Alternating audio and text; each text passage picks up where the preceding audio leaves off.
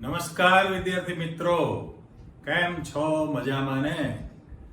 સરસ. ચાલો ફરી પાછા નવા ટોપિકમાં જવાનું છે, પણ શરૂ કરતા પહેલા જ કહી દઉં, એ તમે હજી સુધી 10મા ધોરણ સુધી ક્યાંય ભણેલા નથી, થોડોક માથાકૂટીયો ટોપિક છે, બરાબર?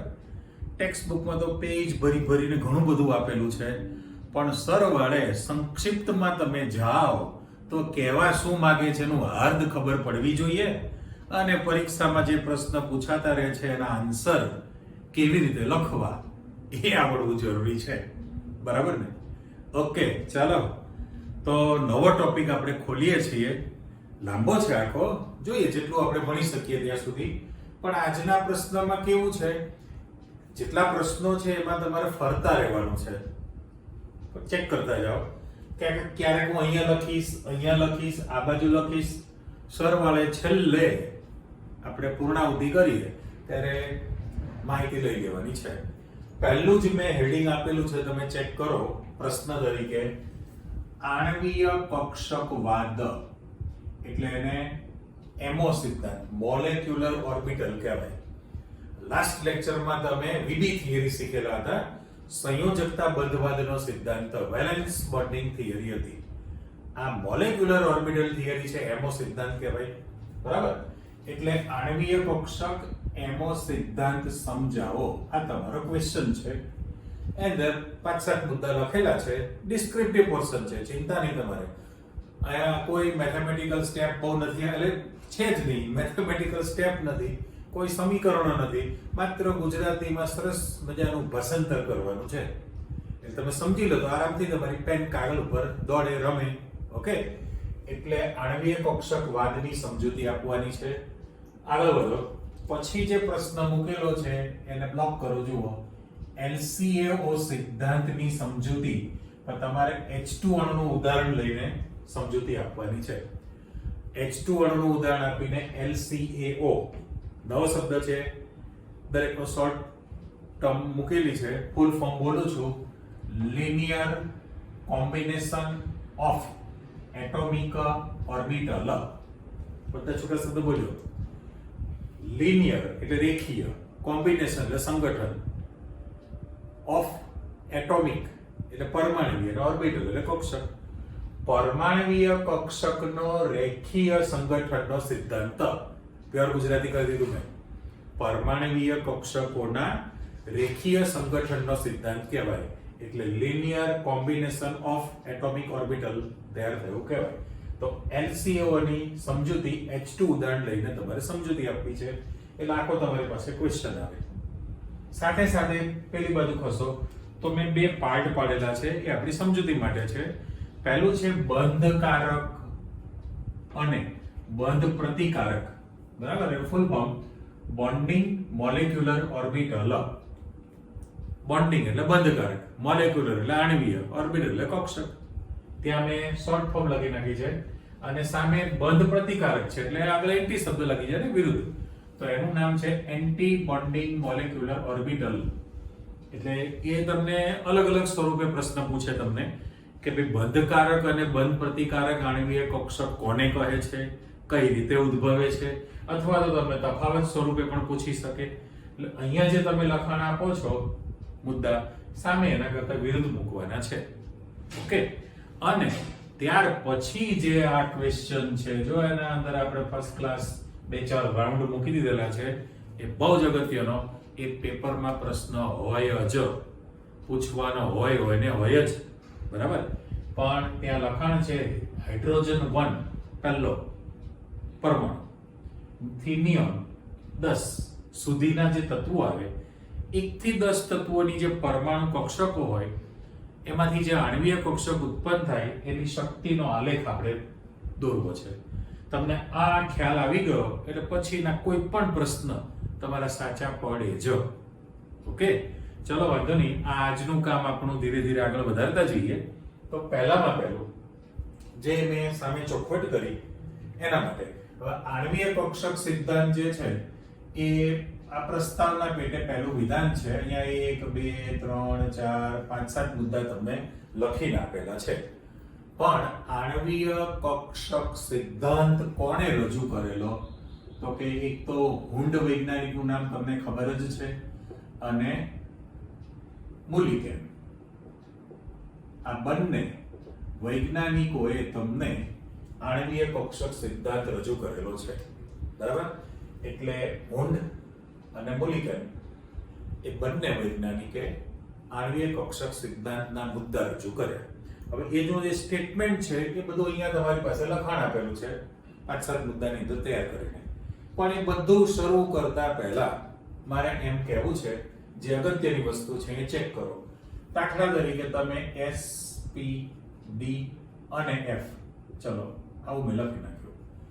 આ જે તમે શીખેલા છો એટોમિક સ્ટ્રક્ચર ચેપ્ટરમાં, એને પરમાણુ કક્ષક કહેવાય. અત્યારે હું આખા શબ્દ લખું છું, પરમાણુ કક્ષક અથવા તો એને પરમાણ્વીય કક્ષક કહેવાય. ઓકે, પરમાણુ કક્ષક અથવા તો પરમાણ્વીય કક્ષક કહેવાય. જ્યારે પરમાણુ કક્ષકોનું એકબીજામાં સંમિશ્રણ થાય, બરાબર, પણ પોતપોતાની કક્ષક, ત્યારે તમારી પાસે આણ્વીય કક્ષક ઉત્પન્ન થાય. હવે આણ્વીય કક્ષકને આપણે શોર્ટ ટર્મમાં મોલેક્યુલર ઓર્બિટલ કહેલું છે. એટલે પરમાણુ કક્ષક અથવા પરમાણ્વીય કક્ષકનું સંમિશ્રણ થવાથી આણ્વીય કક્ષક ઉત્પન્ન થાય. પણ આણ્વીય કક્ષકના તમારી પાસે બે પ્રકાર છે. ઓકે, હવે આણ્વીય કક્ષકના જે બે પ્રકાર છે એની અંદર આપણે બે પાર્ટ પાડી દઈએ. ચલો અહીંયા 1 નંબર લખું છું, તો બંધકારક આણ્વીય કક્ષક. અત્યારે ફૂલ ફોર્મ લખું છું, બોન્ડિંગ એટલે બંધકારક કહેવાય, મોલેક્યુલર એટલે આણ્વીય કહેવાય, અને ઓર્બિટલ એટલે કક્ષક છે. પણ એ બધાનો એક એક અક્ષર આપણે લઈ લઈએ, તો બંધકારકનો B, મોલેક્યુલરનો M અને ઓર્બિટલનો O. એટલે અહીંયા આગળ બોન્ડિંગ, મોલેક્યુલર, ઓર્બિટલ બંધકારક આણ્વીય કક્ષક છે. અને સામે બીજો જે પ્રકાર તમે આપો છો એના માટે વિરુદ્ધ છે, એટલે બંધ પ્રતિકારક આણ્વીય કક્ષક. ચલો મેં આ શબ્દ આપી દીધો, તો અહીંયા મારે ફક્ત આગળ શબ્દ તમારે શું લખવું પડે? એન્ટી શબ્દ લાગી જાય ને, એટલે એન્ટી બોન્ડિંગ મોલેક્યુલર ઓર્બિટલ છે. પણ એના માટે સિમ્બોલ તમે ABM કીધેલું છે, દરેકનો પહેલો અક્ષર એન્ટી બોન્ડિંગ મોલેક્યુલર ઓર્બિટલ. એટલે પહેલું તો ફાઇનલ થયું કે ભાઈ SPDF એ જે તમે શીખ્યા છો એને પરમાણુ કક્ષક કહેવાય. અને જે પરમાણુ કક્ષકોનું એકબીજામાં સંમિશ્રણ થશે એટલે તમારી પાસે આણ્વીય કક્ષક ઉત્પન્ન થવાની. પણ એના બે પ્રકાર આપી રહ્યા છે, બંધકારક આણ્વીય કક્ષક BMO, ઓકે, અને બંધ પ્રતિકારક આણ્વીય કક્ષક ABMO. બે પાર્ટ પડી ગયા સામે જે તફાવત સ્વરૂપે છે. અચ્છા, બંધકારક આણ્વીય કક્ષક છે એની સંજ્ઞા સિગ્મા અને પાઈ. હવે આપણને ખબર છે કે સિગ્મા, અત્યાર સુધી આપણે સિગ્મા બંધ અને પાઈ બંધ બોલીએ છીએ, બરાબર, સંકરણ વખતે. પણ બંધ શબ્દ નથી બોલવાનો, એને કહેવાય સિગ્મા આણ્વીય કક્ષક, પાઈ આણ્વીય કક્ષક કહેવાય. ઓકે, અને એ જે પરમાણુ કક્ષક છે એનું તરંગ વિધેય હોય. એનું જે તરંગ વિધેય છે, આ બંનેનું જે તરંગ વિધેય હોય એ તરંગ વિધેયને શાઈ સિમ્બોલ વાપરેલો છે. આ જે લખેલું છે શાઈ, માતાજીનું જે ત્રિશૂળ દેખાય છે ને, માતાજીનું ત્રિશૂળ, એ ત્રિશૂળ જે મોકલે છે એને વાંચવાનું છે શાઈ, મીંડાવાળો સ, બરાબર, સકોરાનો સ, એટલે શાઈ. એ બંનેનું તરંગ વિધેય શાઈ થયું કહેવાય. પરમાણુ કક્ષક જે છે, પરમાણુ કક્ષક એટલે પરમાણુ કક્ષકનું પણ તરંગ વિધેય તો હોય જ. પરમાણુ કક્ષકનું જે તરંગ વિધેય છે, ચલો એને પણ આપણે આપી દઈએ કે એનું જે તરંગ વિધેય, શબ્દ મૂકું છું તરંગ વિધેય, એનો સિમ્બોલ શાય જ છે. પણ સંમિશ્રણ થવાથી જે તમારી પાસે આણ્વીય કક્ષક બની, એ આણ્વીય કક્ષકનું જે તરંગ વિધેય છે એને મારે બંધકારક હોય તો શાય એમો લખવું પડે, શાય એમો. એ પછી સિગ્મા માટે હોય તો પણ શાય એમો કહેવાય, પાઈ માટે હોય તો પણ શાય એમો જ સિમ્બોલ વાપરી શકાય. ઓકે, તો બંધ પ્રતિકારક જે આણ્વિય કક્ષક છે, બંધ પ્રતિકારક આણ્વિય કક્ષક, એ પણ સિગ્મા અને પાઈ તો ખરી જ, પણ એમાં અલગ પાડવા માટે સિગ્મા સ્ટાર અને પાઈ સ્ટાર એવો સિમ્બોલ વાપરવો પડે. બરાબર. હવે સિગ્મા અને પાઈ ની આપણે અતિ પ્રમાણે વ્યાખ્યા કરવી છે. હવે સિગ્મા આણ્વિય કક્ષક કોને કહેવાય અને પાઈ આણ્વિય કક્ષક કોને કહેવાય? તો પછી એક ફાઇનલ થઈ ગયું કે આ સિગ્મા સ્ટાર છે, પાઈ સ્ટાર છે, તો એમનું જે તરંગ વિધેય હશે એ પણ સાઈ એમો જ કહેવાય ને. પણ એને અલગ બતાવવા માટે શું લખવામાં આવે છે? સાઈ સ્ટાર એમો લખવું પડે. એટલે પહેલામાં પહેલું આટલું જે તમે લખાણ આપેલું છે એમાંથી વધુ આગળ તમારી પાસે બંધકારક અને બંધ પ્રતિકારક આણ્વિય કક્ષકનો જે તફાવત છે એમાં બીજો અને ત્રીજો મુદ્દો તો તમારી પાસે આવી જ ગયો. કરેક્ટ? શું કહી શકો? તો કે બંધકારક આણ્વિય કક્ષકને સિગ્મા અને પાઈ સંજ્ઞા વડે દર્શાવવામાં આવે છે. સાચું? ત્યારે બંધ પ્રતિકારક આણ્વિય કક્ષકને સિગ્મા સ્ટાર અને પાઈ સ્ટાર સંજ્ઞા વડે દર્શાવવામાં આવે છે. અને બંધકારક આણ્વિય કક્ષકના આણ્વિય તરંગ વિધેય એ અણુનું છે, એટલે જે એનું બંધકારક આણ્વિય કક્ષક છે એ અણુનું તરંગ વિધેય છે, એને તમે સાઈ એમો સંજ્ઞા વડે દર્શાવો છો. સાઈ એમ માતાજીનું ત્રિશૂળ, સાઈ એમો. અને બંધ પ્રતિકારક આણ્વિય કક્ષક હોય તો એનું જે તરંગ વિધેય છે એને તમે સાઈ સ્ટાર એમો સંજ્ઞા વડે દર્શાવી શકો. એટલે જે તફાવતના મુદ્દા છે એ તફાવતના મુદ્દામાં પ્રશ્ન તરીકે પૂછે તો તમે બે મુદ્દા તો કોમન થઈ જ ગયા ને. હવે માત્ર કઈ રીતે એની વ્યાખ્યા કરી છે, કઈ રીતે ઉદ્ભવે છે અને એની લાક્ષણિકતા, એટલે ચાર તફાવત આવી ગયો. બરાબર? એટલે બંધકારક આણ્વિય કક્ષકને સિગ્મા અને પાઈ સંજ્ઞા વડે દર્શાવાય અને એમનું જે તરંગ વિધેય છે એ સાઈ એમો કહેવાય. જ્યારે બંધ પ્રતિકારક આણ્વિય કક્ષકને સિગ્મા સ્ટાર અને પાઈ સ્ટાર સંજ્ઞા વડે દર્શાવાય અને એનું જે તરંગ વિધેય છે એ સાઈ સ્ટાર એમો વડે દર્શાવી શકાય. ફાઇનલ? એટલે આ તમારી પાસે સાદી જાણકારી આવી ગઈ.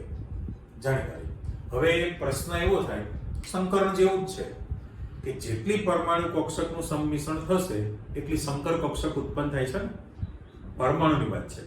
તો અહીંયા અણુ ક્યારે બને? તો કે બે જુદા જુદા પરમાણુ હોય, એ બંને પરમાણુની પરમાણુ કક્ષકનું સંમિશ્રણ થાય એટલે તમારી પાસે અણુ ઉત્પન્ન થાય. એટલે અહીંયા સ્પષ્ટતા જે તમને કરેલી છે એના માટે LCAO સિદ્ધાંત માટે H2 અણુનું બંધારણ જોઈએ છે. તો સૌથી પહેલું બધી બાજુ આપણે ફરતા રહેવાનું છે એટલે ચેક કરો. દાખલા તરીકે તમારી પાસે મારે H2 અણુ લખવો છે. અચ્છા, H2 અણુ ક્યારે બને? તો કે હાઇડ્રોજન પરમાણુ છે એની 1s1 પરમાણુય કક્ષક હોય અને બીજો હાઇડ્રોજનનો પરમાણુ છે એની પણ 1s1 પરમાણુય કક્ષક હોય તો તમારી પાસે કુલ ઇલેક્ટ્રોન્સની સંખ્યા કેટલી થવાની છે? 2 ઇલેક્ટ્રોન તૈયાર થાય. એટલે H2 અણુ બનાવવો છે એટલે મારા વચ્ચે બરાબર નિશાની મૂકી દો કે ભાઈ H2 અણુ એટલે હાઇડ્રોજન 1s1, બીજો હાઇડ્રોજન 1s1 અને કુલ 2 ઇલેક્ટ્રોનની સંખ્યા તૈયાર થવાની. તો એ આખી જે રચના છે એ રચના દર્શાવવા માટે એને વેવ મિકેનિક્સ કહેવાય ઇંગ્લિશમાં. એટલે તરંગ યંત્રશાસ્ત્ર, તરંગ મિકેનિક્સ, આપણે વેવ મિકેનિક્સ શબ્દ કીધો છે પણ વેવ એટલે તરંગ અને મિકેનિક્સ માટે યંત્રશાસ્ત્ર કીધું ને.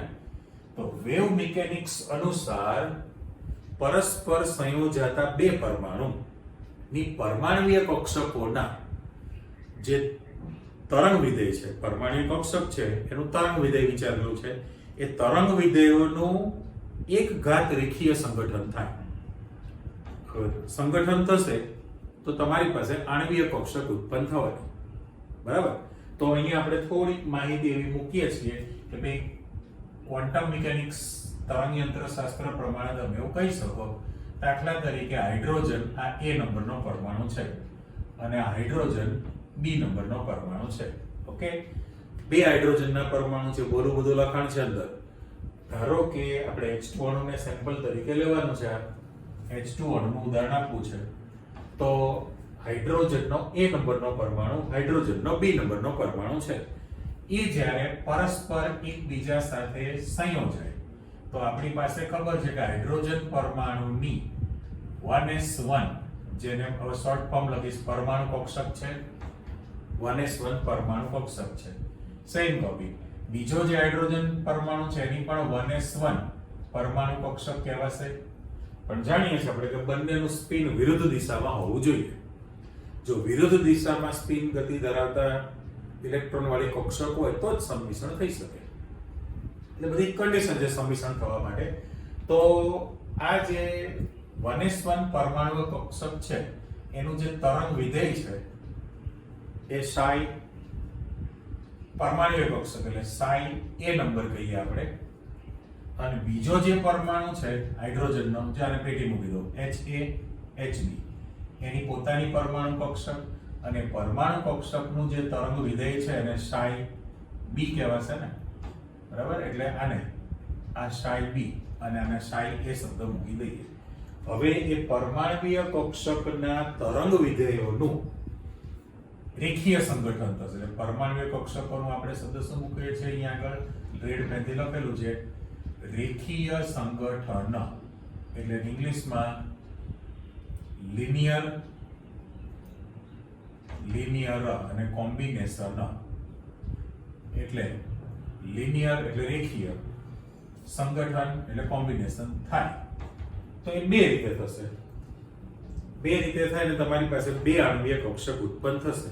અત્યારે હું છૂટું લખું છું એટલે તમને અંદાજ આવે કે દાખલા તરીકે psi A plus psi B લખવામાં આવે, બરાબર? એક શક્યતા.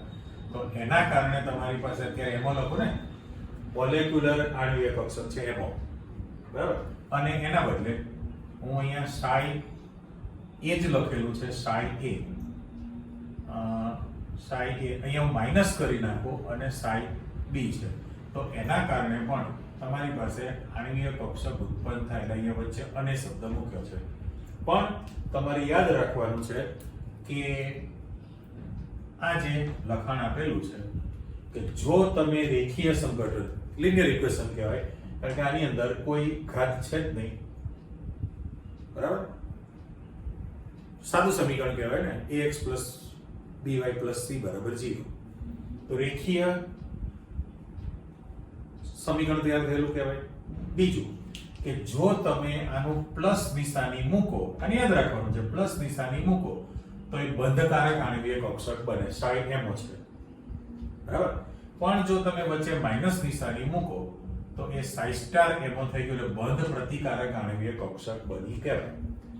એટલે હજી ફરીવાર ચેક કરો કે ભાઈ તરંગ મિકેનિક્સના સિદ્ધાંત અનુસાર બે જુદા જુદા હાઇડ્રોજન પરમાણુ પરસ્પર એકબીજા સાથે સંયોજાય અથવા જોડાય તો બંને પરમાણુની પરમાણુય કક્ષકોના તરંગ વિધેયોનું રેખીય સંગઠન બે રીતે થશે અને કુલ બે આણ્વીય કક્ષક ઉત્પન્ન થાય. હવે આ psi MO છે, psi MO એ બંધકારક આણ્વીય કક્ષક બની કહેવાય, અને psi સ્ટાર MO છે બંધ પ્રતિકારક આણ્વીય કક્ષક બની. ઓકે, હજુ એને આપણે લટકતું મૂકો, ફરી પાછા આવી જાવ. અહીંયા આપણે જે જઈએ છીએ એમાં જાઓ કે ભાઈ H2 અણુની વાત કરીએ છીએ. તો H2 અણુમાં આ લખાણ કુલ 2 ઇલેક્ટ્રોન છે. હવે નીચે ચેક કરો, હું રેડ પેનથી લખું છું. અહીંયા જે પહેલું ખાનું લખું છું એને પરમાણુ કહેવાય. પછી અહીંયા શોર્ટ ફોર્મ પરમાણુ કક્ષક અથવા પરમાણુય કક્ષક પણ કહેવાય. સેમ કોપી અહીંયા શબ્દ લખું છું પરમાણુ, આ પરમાણુય કક્ષક, અને વચ્ચે જે લખીએ છે એને આણ્વીય જગ્યા છે એટલે મોટું લખી નાખીએ. ચલો, એને આણ્વીય કક્ષક સિમ્બોલ વાપરેલો છે. હવે પહેલામાં પહેલું અહીંથી તૈયાર કરો કે બે હાઇડ્રોજનનો પરમાણુ છે. અહીંયા પણ હાઇડ્રોજનનો પરમાણુ છે, બે હાઇડ્રોજનના પરમાણુ. એની જે પરમાણુય કક્ષક તે ગોળ મીટરમાં મૂકું છું તો આ 1s1 એમાં એક ઇલેક્ટ્રોન છે. 1s1 પરમાણુય કક્ષક છે. અહીંયા પણ પરમાણુય કક્ષક 1s1 જ છે, પણ એમાં સ્પિન વિરુદ્ધ દિશામાં હોવી જોઈએ તો જ સંમિશ્રણ થાય, રાઈટ? હવે બંને વચ્ચે હું આ જે ગ્રીન પેનથી તૂટક જે લાઈન મૂકું છું, એ બંને હાઇડ્રોજન પરમાણુની 1s પરમાણુય કક્ષકનો શક્તિ સ્તર છે. એનો શક્તિ સ્તર તૈયાર થયો કહેવાય. બરાબર. હવે બંનેની શક્તિ સરખી હોય 1s કક્ષકની, પણ આપણે જે વાત કરીએ પ્રમાણે કે જ્યારે પરમાણુય કક્ષકનું સંમિશ્રણ થશે તો તમારી પાસે કુલ 2 આણ્વીય કક્ષક ઉત્પન્ન થાય. 2 આણ્વીય કક્ષક બનશે. હવે અહીંયા જે બનશે તેને ગોળ મીંડું જ મૂકું છું, પછી આપણી પાસે લાઇનિંગ પણ છે ને ઇલેક્ટ્રોન ગોઠવણી માટે. એટલે એક ફાઇનલ થયું. કારણ કે તમારી પાસે જે પ્રશ્નો છે અહીંયા આણ્વીય કક્ષક માટે એ જે મુદ્દા લખેલા 5-7 મુદ્દા એ બધામાં ફરતું તમારી પાસે લખાણ આવે તો એમાંનો 2-3 મુદ્દા આવતા ગયા કે ભાઈ પરમાણુની જેટલી પરમાણુય કક્ષકનું સંમિશ્રણ થાય તેટલી જ સંખ્યામાં આણ્વીય કક્ષક ઉત્પન્ન થાય. તો સાચું? તો કે 2 પરમાણુય કક્ષક છે 1s1 1s1, તો એમાંથી તમારી પાસે 2 આણ્વીય કક્ષક ઉત્પન્ન થઈ.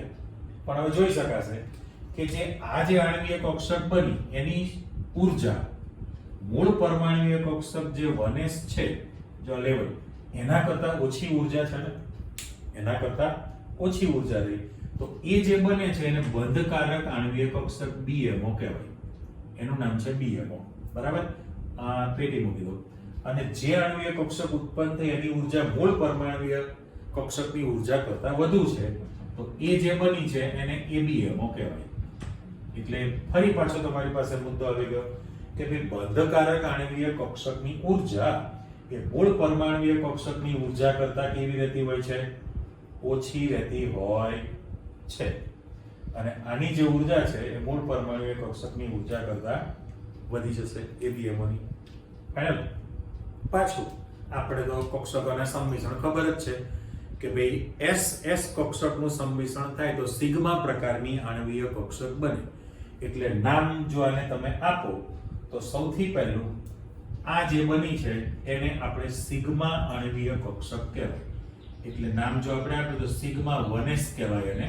અને ઉપલી જે બની છે બંધ પ્રતિકારક છે એટલે સિગ્મા સ્ટાર 1s કહેવાય. એટલે તમારી પાસે આખો જે સ્કેલ છે ને અહીંયા આગળ 1 થી 10 તત્વોમાં એમાં ગમે તેમાં પહેલી જ 1s નું સંમિશ્રણ થયું એટલે સિગ્મા 1s આણ્વીય કક્ષક સિગ્મા સ્ટાર 1s આણ્વીય કક્ષક ઉત્પન્ન થાય. તો પહેલા તો જે તફાવતના તમારી પાસે જે અહીંયા જે મુદ્દા છે એમાંના 2 વાક્ય તો આવી જ ગયા કે જેટલી કક્ષકનું સંમિશ્રણ થાય એટલી આણ્વીય કક્ષક ઉત્પન્ન થશે. બીજું કે જેની ઊર્જા ઓછી રહેતી હોય એ બંધકારક છે, સ્થિરતા પણ વધુ હોય, અને જેની ઊર્જા વધુ છે એ બંધ પ્રતિકારક છે, એની સ્થિરતા ઓછી હોય. અને પછી જૂનું મકાન ખાલી કરવાનું છે અને નવું મકાન તૈયાર થઈ ગયેલું છે. કરેક્ટ? બરાબર ને? તો આપણા ઇલેક્ટ્રોનની ગોઠવણી માટેના 3 સિદ્ધાંત હતા. આઉટબાઉ સિદ્ધાંત, પાઉલીનો સિદ્ધાંત અને હુન્ડનો સિદ્ધાંત. આ 3 સિદ્ધાંતનું પાલન કરીને પરમાણુ કક્ષકના ઇલેક્ટ્રોન્સ જે છે એ આણ્વીય કક્ષકમાં ગોઠવાઈ જશે. એક તો તમે કલ્પના કરો 3 સિદ્ધાંતનું પાલન કરવું છે તો કુલ ઇલેક્ટ્રોનની સંખ્યા 2 છે.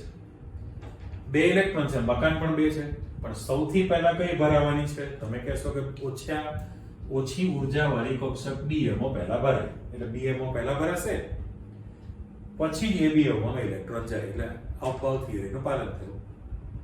એક કક્ષકમાં વધુમાં વધુ 2 ઇલેક્ટ્રોન સમાઈ શકે. તો અત્યારે તમારી પાસે ઓલરેડી 2 ઇલેક્ટ્રોન છે. તો જ્યારે H2 અણુ બને તો H2 અણુ બનવાનો છે તો એમાં આપણી પાસે જે બંને ઇલેક્ટ્રોન છે એ સિગ્મા 1s આણ્વીય કક્ષકમાં ગોઠવાઈ જશે. સિગ્મા સ્ટાર આણ્વીય કક્ષક ખાલી રહેવાની છે. એટલે પેલો જે છે એક કક્ષકમાં વધુમાં વધુ 2 ઇલેક્ટ્રોન સમાઈ શકે. પાઉલીનો નિશ્ચિત સિદ્ધાંતનું પણ પાલન થયું કહેવાય. ઓકે. અને હુન્ડનો મહત્તમ સ્પિન ગુણકતાનો નિયમ એ અત્યારે આવા નથી. ક્યાં લાગુ પડે તો કે P પ્રકારની જે કક્ષકો હોય સમાન ઊર્જા ધરાવતી કક્ષકોમાં એક ઇલેક્ટ્રોન દાખલ થાય, અર્ધપૂર્ણ થયા પછી જ ઇલેક્ટ્રોનનું યુગ્મીકરણ થાય. કે આપણી પાસે મોટા તત્વો માટે કામ લાગશે. બોરોન પછી કે જેમાં P કક્ષકો આવેલી હોય. એટલે અત્યારે તમારી પાસે એક વસ્તુ ફાઇનલ થઈ ગઈ જે અહીંયા તૈયાર છે. ચેક કરો કે જો તમે તરંગ વિધેયમાં પ્લસ નિશાની મૂકો તો બંધકારક આણ્વીય કક્ષક બનવાની છે. બંધકારક આણ્વીય કક્ષક એટલે સિગ્મા 1s થઈ ગયો. સિગ્મા 1s છે અને સિગ્મા 1s નું તરંગ વિધેય psi એમો થયું. કરેક્ટ? અને જો વચ્ચે માઈનસ મૂકો તો બંધ પ્રતિકારક આણ્વિય કક્ષક બનવાની છે કઈ સિગ્મા સ્ટાર 1s અને સિગ્મા સ્ટાર 1s નું તરંગ વિધેય જે છે સાઈ સ્ટાર એમો કહી શકાય, રાઈટ? એટલે અહીં આગળ તમારી પાસે બંધકારક અને બંધ પ્રતિકારક આણ્વિય કક્ષક કોને કહે છે એવો પ્રશ્ન અથવા તો તફાવત સ્વરૂપે જે તમારે લખવાનું હોય તો પહેલો જે એની વ્યાખ્યા આવી ગઈ આના પરથી બોલીએ છીએ કે ભાઈ તરંગ મિકેનિક્સના સિદ્ધાંત અનુસાર પરસ્પર એકબીજા સાથે સંયોજાતા બે પરમાણુની પરમાણુ કક્ષકોના તરંગ વિધેયોનું સ્વીકાર્ય તરંગ વિધેય પરમાણુય કક્ષકોના તરંગ વિધેયોનું જ્યારે રેખીય સંગઠન થાય ત્યારે ઉત્પન્ન થતી આણ્વીય કક્ષકની શક્તિ એ જો મૂળ પરમાણુય કક્ષકની શક્તિ કરતા ઓછી રહેતી હોય, ઓકે, મૂળ જે પરમાણુય કક્ષક છે એના કરતા આણ્વીય કક્ષકની શક્તિ કેવી રહેતી હોય? ઓછી રહેતી હોય તો એને બંધકારક આણ્વીય કક્ષક કહેવાય, જે તમારી કઈ છે સિગ્મા 1s અત્યારે BMO. બરાબર? એનાથી ઉલટું કેવું છે, પણ ઉલટું લખતા પહેલા કહી દો કે આ બધું ટપકા ટપકા ટપકા લખાણ આવી ગયું. જે ઉત્પન્ન થયેલી આણ્વીય કક્ષક છે એની શક્તિ એ મૂળ પરમાણુય કક્ષકની શક્તિ કરતા કેવી રહેવાની છે? વધુ રહે. એટલે મૂળ પરમાણુય કક્ષકની શક્તિ કરતા આણ્વીય કક્ષકની શક્તિ વધુ રહેતી હોય છે. એટલે ફરી હજી એકવાર બોલીએ છીએ, બરાબર? પરસ્પર એકબીજા સાથે સંયોજાતા બે પરમાણુની પરમાણુ કક્ષકોના તરંગ વિધેયોનું રેખીય સંગઠન થવાથી, હજી એકવાર આ બધું અહીં સુધીનું કોમન, અહીં પણ કોમન છે, ખાલી આ ચેન્જ થયું બંનેમાં. પરસ્પર એકબીજા સાથે સંયોજાતા બે પરમાણુની પરમાણુ કક્ષકોના તરંગ વિધેયોનું રેખીય સંગઠન થવાથી ઉત્પન્ન થતી આણ્વીય કક્ષકની શક્તિ એ જો મૂળ પરમાણુય કક્ષકની શક્તિ કરતા ઓછી રહેતી હોય તો તેને બંધકારક આણ્વીય કક્ષક BMO કહે છે. અને ઉત્પન્ન થતી આણ્વીય કક્ષકની શક્તિ એ મૂળ પરમાણુય કક્ષકની શક્તિ કરતા વધુ રહેતી હોય તો તેને બંધ પ્રતિકારક આણ્વીય કક્ષક કહે છે. એટલે બંનેનું જન્મ સ્થળ તમને આવી ગયું, એની સંજ્ઞા, એનું તરંગ વિધેય, એની પણ જાણકારી આવી ગયેલી છે. અને આ જે મુદ્દો છે આકૃતિ પરથી તમારી પાસે બનવાનો હોય કે ભાઈ એમાં એની ઇલેક્ટ્રોન મળવાની જે શક્યતા છે એ શેમાં મળતી હોય. એટલે અહીંયા પણ તમે ચોખવટ કરી કે ભાઈ સાઈ એમઓ, એ ચેક કરો કે ભાઈ સાઈ એમઓ દ્વારા ઉત્પન્ન થતી આણ્વીય કક્ષક કઈ છે? તો કે સિગ્મા 1s છે ને. અને સાઈ સ્ટાર એમઓ દ્વારા ઉત્પન્ન થતી આણ્વીય કક્ષક છે એ કઈ છે? સિગ્મા સ્ટાર 1s છે ને. હવે બે સમસમી છે, જોજો કે ભાઈ સિગ્મા 1s આણ્વીય કક્ષકનું તરંગ વિધેય સાઈ એમઓ છે, રાઈટ? તો પછી સાઈ એમઓ દ્વારા ઉત્પન્ન થયેલી આણ્વીય કક્ષક કઈ છે? સિગ્મા 1s છે. એ જ વસ્તુ કલર બદલી નાખો કે ભાઈ સિગ્મા સ્ટાર 1s આણ્વીય કક્ષકનું તરંગ વિધેય કોણ છે? સાઈ સ્ટાર એમઓ છે. તો પછી સાઈ સ્ટાર એમઓ દ્વારા ઉત્પન્ન થયેલી આણ્વીય કક્ષક કઈ હોય? સિગ્મા સ્ટાર 1s છે. ટૂંકમાં આ તરંગ વિધેય છે, આણ્વીય કક્ષક છે. આ આણ્વીય કક્ષકનું તરંગ વિધેય આ છે. હવે પ્રશ્ન એવો થયો કે ભાઈ BMO માં ઇલેક્ટ્રોન સૌથી પહેલા ભરવાના છે ને, જેના કારણે પરમાણુ જે મૂળ જે પરમાણુ હતા એમાંથી જે અણુ ઉત્પન્ન થાય તો અણુની ઊર્જા એ મૂળ પરમાણુય કક્ષકની ઊર્જા કરતા ઓછી રહે, સ્થિરતા ધરાવે, નીચી શક્તિ ધરાવતી પ્રણાલી બને. અને પાછું એમ પણ કહે છે, આમાં જે મુદ્દો તમારી પાસે આવે છે એ પ્રકારનો કે ઉત્પન્ન થયેલી આણ્વીય કક્ષકની ઊર્જા એ મૂળ પરમાણુય કક્ષકની ઊર્જા એટલે સમતુલ્ય જ હોય છે. એ તો બરાબર છે ને. આ તમારી લાઇનિંગ છે એમાંથી એકની વધી છે ને એકની ઘટી છે, પણ આ બંનેનો સરવાળો કરો તો વધારે અંતે પહોંચી ગયા, કરેક્ટ? એટલે ત્રણેય સિદ્ધાંતનું પાલન કરીને તમે એમાં ઇલેક્ટ્રોનની ભરતી કરવાના છો અને પછી તૈયાર થઈ શકે. તો હવે તમે એમ કહી શકો કે સિગ્મા આણ્વીય કક્ષક કોને કહેવાય? બરાબર? તો વ્યાખ્યા આવી ગઈ. પરસ્પર એકબીજા સાથે જોડાતા બે પરમાણુની પરમાણ્વીય કક્ષકોના તરંગ વિધેયોનું એકબીજામાં સંમિશ્રણ એટલે રેખીય સંગઠન બંને પરમાણુના કેન્દ્રને જોડતી બંધ ધરીની આસપાસ વધુ પ્રમાણમાં થતું હોય. બંને પરમાણુના કેન્દ્રને જોડતી બંધ ધરીની આસપાસ વધુ પ્રમાણમાં થતું હોય તો એને સિગ્મા આણ્વીય કક્ષક કહેવાય. અને બીજું કે સિગ્મા આણ્વીય કક્ષકમાં ઇલેક્ટ્રોન મળવાની સંભાવના બે પરમાણુના કેન્દ્રના વચ્ચેના ભાગમાં વધુ પ્રમાણમાં રહેતી હોય. કેન્દ્રના વચ્ચેના ભાગમાં વધુ રહે એટલે બંધકારક છે. પણ બંધ પ્રતિકારક જે છે, બંધ પ્રતિકારક, એમાં શું થાય? તો પહેલા તો પાઈ આણ્વીય કક્ષકોને કહો છો. ફરી પાછી વ્યાખ્યા બનાવો કે ભાઈ એકબીજા સાથે જોડાતા બે પરમાણુની પરમાણુ કક્ષકોના તરંગ વિધેયોનું એકબીજામાં સંમિશ્રણ એટલે રેખીય સંગઠન બંને પરમાણુના કેન્દ્રને જોડતી બંધ ધરીની આસપાસ ઓછા પ્રમાણમાં થાય અથવા બંધ ધરીથી દૂરના ભાગમાં થાય તો જે ઉત્પન્ન થાય એને પાઈ પ્રકારની આણ્વીય કક્ષક કહેવાય. અને પાઈ આણ્વીય કક્ષકમાં ઇલેક્ટ્રોન કેન્દ્રના વચ્ચેના ભાગમાં જે મળે છે એની સંભાવના ઘટે છે. બરાબર? પણ પછી એક જ પ્રકારની બે કક્ષક આપણે લેવી હોય, કઈ બંધકારક આણ્વીય કક્ષક ને બંધ પ્રતિકારક આણ્વીય કક્ષક, તો સામે આપણી પાસે એક ચોથો મુદ્દો છે. એ ચોથા મુદ્દામાં આકૃતિ એવી મૂકવી છે. આપણે જે કક્ષકોનું સંમિશ્રણની જે ચર્ચા કરેલી હતી, જો આપણી પાસે અહીં સ્પેસ છે એટલે વિગત મૂકીએ છીએ. એક તો બંધ ધરીની આસપાસ સંમિશ્રણ થાય. જો બંધ ધરીની આસપાસ સંમિશ્રણ થતું હોય તો સિગ્મા આણ્વીય કક્ષક થાય અને બંધ ધરીથી દૂરના વિસ્તાર બંધ ધરીની આસપાસ ઓછા પ્રમાણમાં થાય. એકચ્યુઅલી તો દૂર જ છે તો એને પાઈ પ્રકારની આણ્વીય કક્ષક તમે કરેલી છે. હવે ધન અને ઋણ એ કેવી રીતે નક્કી કરી શકાય? તો પહેલામાં પહેલું આપણી પાસે આકૃતિ એક મૂકવી છે.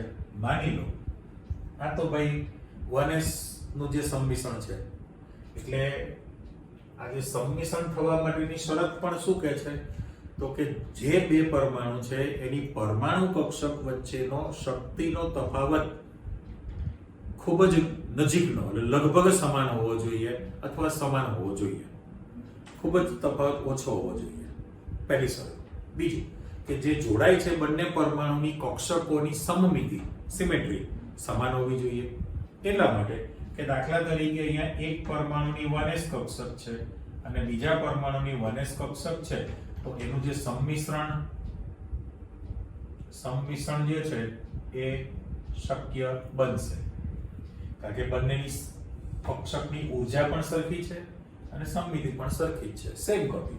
હવે એક પરમાણુની 1s કક્ષક હોય અને બીજા પરમાણુની 2s કક્ષક હોય તો પણ એ સંમિશ્રણ શક્ય બને, કારણ કે એમાં માત્ર શક્તિનો તફાવત છે, કક્ષક તો અદિશ જ છે. તો એ બંનેમાં તમારી પાસે સંમિશ્રણ શક્ય બને છે. ઓકે.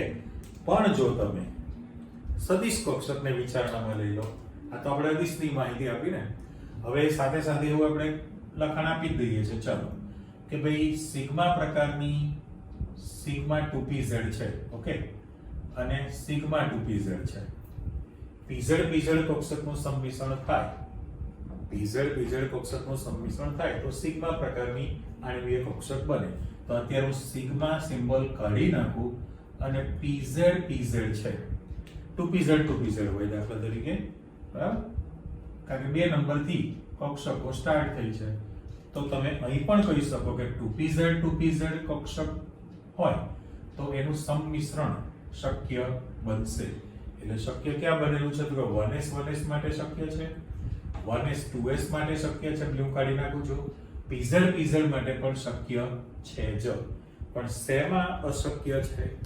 તો કે એક કક્ષક 2pz હોય, ઓકે, એક પરમાણુ, અને બીજા પરમાણુની કક્ષક 2py હોય, અથવા તો એક પરમાણુની કક્ષક 2pz જ છે અને એની સાથે તમે 2px નું સંમિશ્રણ કરવા જાઓ તો આ બંને પ્રકારનું સંમિશ્રણ શક્ય હોતું નથી. શક્ય નથી એટલે આપણે અહીંયા આગળ બ્લેક પેનથી અશક્ય તો શક્ય નથી. કારણ શું થયું તો કે તમને અંદાજ આવી ગયો કે બંનેની જે સિમેટ્રી છે 2pz 2pz નું સંમિશ્રણ થાય તો સિગ્મા આણ્વીય કક્ષક બને છે, પણ 2py 2py હોય તો પાઈ આણ્વીય કક્ષક બને, બંધરીથી દૂર સંમિશ્રણ. 2px હોય તો પણ બંધરીથી દૂર થશે, પણ હવે અહીં તો આની સિમેટ્રી જોઈ લો મેચ થતી નથી એટલે એમનું સંમિશ્રણ ન થઈ શકે. એટલે શક્તિ સમાન હોવી જોઈએ, દિશા સરખી હોવી જોઈએ અને સંમિશ્રણ જે છે યોગ્ય પ્રમાણમાં વધુ પ્રમાણમાં થશે અને એવું સંમિશ્રણ થાય કે જેના કારણે ઉર્જા ઓછી રહે. આ બધી શરતોનું પાલન કરે તો જ એની અંદર શક્યતા હોય છે. હવે આપણે જે આકૃતિ મૂકવી છે પેલી બંધ પ્રતિકારક અને બંધકારક માટે, તો એની અંદર એક સિમ્બોલ એવો વાપરીએ છીએ આની અંદર. એટલે હું કક્ષક માટે આકૃતિ ચેક કરો. દાખલા તરીકે એક પરમાણુ છે એની આ કક્ષક છે અને બીજો પરમાણુ આકૃતિ નેક્સ્ટ ટાઈમ આવવાની છે ફરી આપણે ડંબેલ આકાર મૂકી છે પી કક્ષક માટે. ઓકે, આ બંધરી પણ દોરી નાખી. એટલે માની લો કે અત્યારે આ pz કક્ષક છે ને આ પણ pz કક્ષક છે. ઓકે, અને એનું જ્યારે સંમિશ્રણ થાય તમારી પાસે એકબીજામાં જો સંમિશ્રણ થાય તો પહેલામાં પહેલું અહીંયા સંજ્ઞા વાપરું છું કે દાખલા તરીકે માઇનસ છે ને પ્લસ છે, આ માઇનસ છે ને આ પ્લસ છે. પહેલી જ ચોખવટ કે આ પ્લસ અને માઇનસ છે એ વીજભારની સંજ્ઞા નથી. એ જે આપણે પરમાણુ કક્ષકનું જે તરંગ વિધેય વિચારીએ છીએ એ તરંગ જે છે એનો કંપ વિસ્તાર છે. કંપ વિસ્તાર એટલે એમ્પ્લિટ્યુડ એ પ્લસ માઇનસ થઈ શકે. એટલે કંપ વિસ્તારની નિશાની પ્લસ અને માઇનસ છે, એને વીજભાર સાથે કોઈ લેવા દેવા નથી. આ પહેલી ચોખવટ. હવે જ્યારે આનું સંમિશ્રણ થાય અને જે આણ્વીય કક્ષક બનવાની છે, એક પરમાણુ હતો, આ બીજો પરમાણુ છે અને આણ્વીય કક્ષકને બ્લેક લાઇનિંગમાં મારે મૂકવી છે, તો પરિસ્થિતિ કેવી થવાની છે કે અહીંયા આગળ આ ફોટોગ્રાફ છે એટલે આપણે સ્વીકારીને આગળ ચાલવાનું છે. જો આવી આકૃતિ મૂકેલી છે કે આ બે પરમાણુના કેન્દ્ર છે. ઓકે, અહીંયા પ્લસ છે, માઇનસ છે અને આ પ્લસ છે, તો બંનેના માઇનસ માઇનસ નું કોમ્બિનેશન થયું કહેવાય અથવા બંનેના પ્લસ પ્લસ નું કોમ્બિનેશન થયું કહેવાય. આની અંદર તો એ જે સંમિશ્રણ થયું કહેવાય એ ધન સંમિશ્રણ થયું. બંનેના માઇનસ માઇનસ અથવા બંનેના પ્લસ પ્લસ, તો ધન સંમિશ્રણ થયું. અને અત્યારે આ જે લખાણ આપેલું છે કે એ નંબરનો પરમાણુ અને બી નંબરનો પરમાણુ, તો બે પરમાણુના કેન્દ્રના વચ્ચેના ભાગમાં ઇલેક્ટ્રોન મળી આવવાની સંભાવના વધુ રહેતી હોય. ઇલેક્ટ્રોન મળી આવવાની સંભાવના કેવી રહેતી હોય? વધુ પ્રમાણમાં રહેતી હોય છે. તો આ જે છે એ સિગ્મા પ્રકારની આણ્વીય કક્ષક બની કહેવાય. Sigma molecular orbital, sigma MO કહેવાય. ઓકે, અને એનું જે તરંગ વિધેય છે એને મારે psi એમઓ પણ કહી શકાય ને, કે સિગ્મા મોલેક્યુલર ઓર્બિટલ બની અને એનું તરંગ વિધેય psi એમઓ છે. પણ એના બદલે તમારી પાસે સંમિશ્રણ બદલાય એટલે આને આ જો નિશાની પાછળ અહીંયા નીચે મૂકું છું, જુઓ કે જો સંમિશ્રણ વિરુદ્ધ પ્રકારનું થાય. આ વિરુદ્ધ પ્રકાર એટલે શું થવાનું છે? પાછી આકૃતિ મૂકી દો તો એમાં આ રીતની આકૃતિ આપણે મૂકેલી છે, ચેક કરો.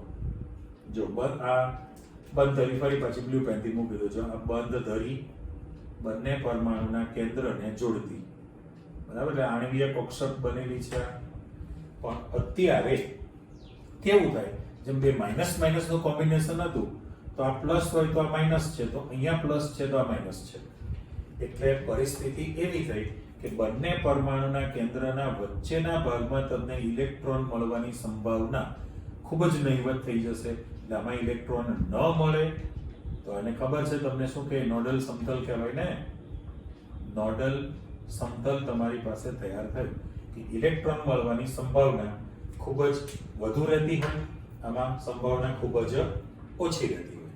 પણ આ જે આણ્વીય કક્ષક બનેલી છે સિગ્મા છે, બંધ ધરીની આસપાસ છે, પણ એ બંધ પ્રતિકારક છે એટલે એને સિગ્મા સ્ટાર એમો સંજ્ઞા તમે વાપરી શકો. અને એનું જે તરંગ વિધેય છે, તરંગ વિધેયને દાખલા તરીકે આપણે લખવું હોય તો એ તરંગ વિધેયના સાહેબ લખીએ તો psi સ્ટાર એમો લખી શકાય. ઓકે, એટલે સામે જે ચોથો મુદ્દો છે તમારી પાસે આવી ગયો. ચોથા મુદ્દામાં એમ કે છે કે બંધકારક આણ્વીય કક્ષકમાં બે પરમાણુના કેન્દ્રના વચ્ચેના ભાગમાં ઇલેક્ટ્રોન મળવાની સંભાવના કેવી રહેતી હોય છે? વધુ રહેતી હોય. બંધકારક આણ્વીય કક્ષકમાં કેન્દ્રની વચ્ચે ઇલેક્ટ્રોન મળવાની સંભાવના ખૂબ જ વધુ રહેતી હોય. સામે એથી ઉલટું છે કે બંધ પ્રતિકારક આણ્વીય કક્ષકમાં કેન્દ્રના વચ્ચેના ભાગમાં બે પરમાણુના કેન્દ્રના વચ્ચેમાં ઇલેક્ટ્રોન મળવાની સંભાવના ખૂબ જ ઓછી રહેતી હોય. સંભાવ્યતા જે આપણે કહીએ પ્રોબેબિલિટી. એટલે તફાવત સ્વરૂપે જો તમને પૂછે તફાવત સ્વરૂપે તો પણ તમે એને કહી શકો. 4 મુદ્દામાં વર્ણન કરી શકાય. અને આ H2 અણુનું નિર્માણ તમે તૈયાર કરેલું કહેવાય. સાથે સાથે આણ્વીય કક્ષકના મુદ્દા પણ આવી ગયા. તો હવે એક સ્કેલ છે, આ સ્કેલ તમારે યાદ રાખવું પડે. એના માટે હાઇડ્રોજન 1 નંબરથી નિયમ 10, 1 થી જે 10 તત્વો આવવાના છે, 1 થી 10 તત્વો, એમાં આપણે લખાણ આપતા જઈએ. દાખલા તરીકે સૌથી પહેલી તમારી પાસે 1s કક્ષક તૈયાર થવાની. તો જે બીજો પરમાણુ હશે એની પાસે પણ 1s કક્ષક જ છે ને. ઓકે, 1s કરતા 2s ની ઉર્જા વધુ છે. બરાબર, આ 2s લખી મેં. તો અહીંયા પણ મારે લખવું છે તો આ 2s કક્ષક તૈયાર કરેલી કહેવાય. અને 2s કરતા 2p ની ઉર્જા વધુ છે પણ સદિશ છે એટલે 3 ની શક્તિ કેવી છે? સરખી છે. એટલે અત્યારે ખાલી 2p લખીશ. તો અહીંયા પણ તમે 3 કક્ષકો આપી દો, એ પણ 2p કક્ષક આવે. હવે ફાઇનલ છે કે ભાઈ 1 થી 10 તત્વોમાં માત્ર 1s 2s અને 2p કક્ષક આવે. હવે અહીંયા જે તૂટક લાઈન મૂકેલી છે 2p કક્ષકોનો શક્તિ સ્તર છે. આ 2s કક્ષકનો શક્તિ સ્તર છે અને 1s કક્ષકનો શક્તિ સ્તર છે જે આપણે ઉર્જા તૈયાર કરી. હવે ખબર છે કે ભાઈ 1s નું જો સંમિશ્રણ થાય તો તમારી પાસે બે આણ્વીય કક્ષક ઉત્પન્ન થવાની. જો આપણે આ માહિતી મૂકી, અત્યારે તો લાઇનિંગ જ મૂકીશ, તો બે આણ્વીય કક્ષક ઉત્પન્ન થઈ જેનું નામ તમને ખબર છે. આ બંધકારક આણ્વીય કક્ષક સિગ્મા 1s કહેવાય અને બંધ પ્રતિકારક આણ્વીય કક્ષક છે સિગ્મા સ્ટાર 1s. આ સ્કેલ આવડે તો જ તમે હવે પછીના પ્રશ્નો તૈયાર કરી શકો. એટલે આ તો તાજો બાજુમાં છે. 1s નું સંમિશ્રણ થાય તો sigma 1s sigma star 1s બને. સેમ કોપી કે 2s એ પણ અદિશ છે કે 2s કક્ષકનું પણ જો તમે સંમિશ્રણ કરશો તો પણ તમારી પાસે બે આણ્વીય કક્ષક ઉત્પન્ન થવાની, એ પણ અદિશ છે. તો આનું નામ પડશે સિગ્મા 2s લખાય ને, સિગ્મા 2s છે. અને પેલી જે કક્ષક બની એ શક્તિ વધી ગઈ એટલે એનું નામ પડશે સિગ્મા સ્ટાર 2s છે. એટલે જેવી રીતે પરમાણુ કક્ષકનો શક્તિનો આલેખ હતો કે 1s કરતા 2s ની શક્તિ વધુ અને 2s કરતા 2p ની વધુ, પણ આ સદિશ છે એટલે બાજુમાં.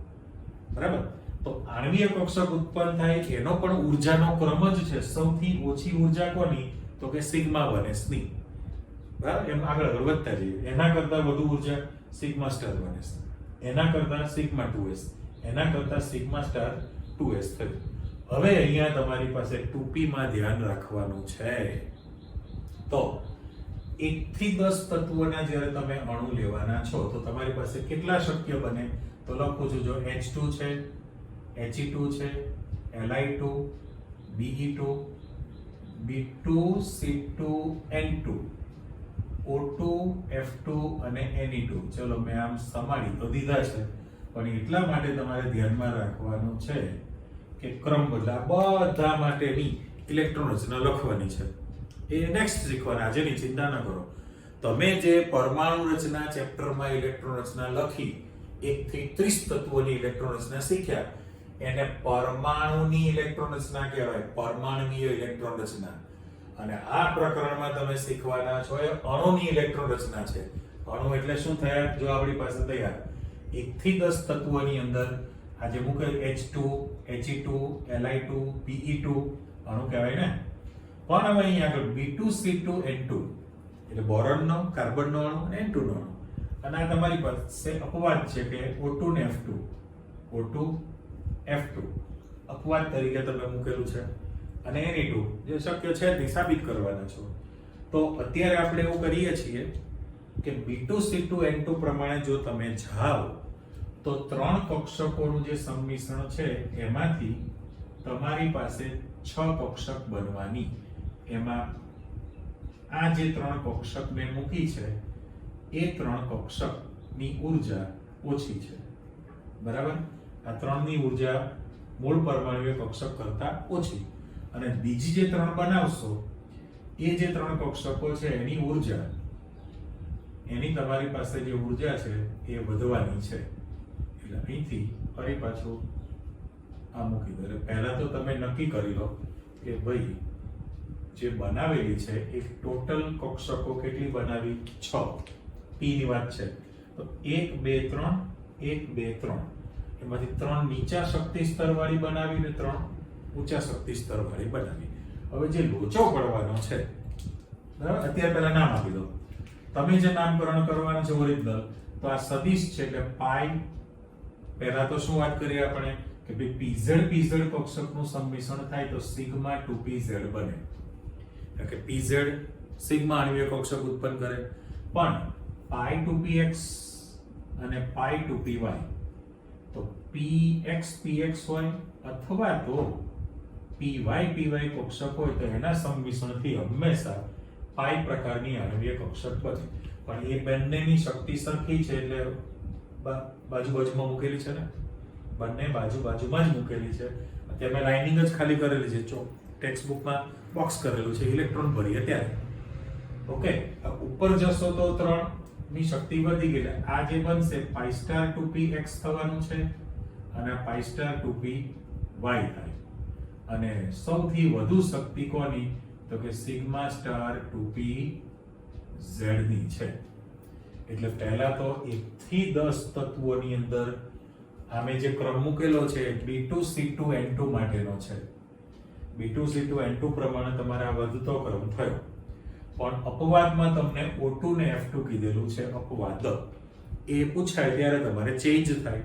શું ચેન્જ થવાનો? તો જો અહીંયા આગળ મૂકું છું, આ તમને દેખાય શંકર ભગવાનનું શિવલિંગ, બરાબર?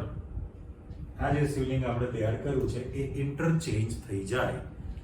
O2 અને F2 જ્યારે તમને પૂછે ત્યારે માત્ર આ બે કક્ષકો છે એને ઉપર લખવાની થાય અને પેલી કક્ષક છે એને નીચે લખવાની થશે. જો અમે બ્લુ પેનથી જે નિશાની મૂકી છે એ કોના માટે છે? અપવાદ માટે.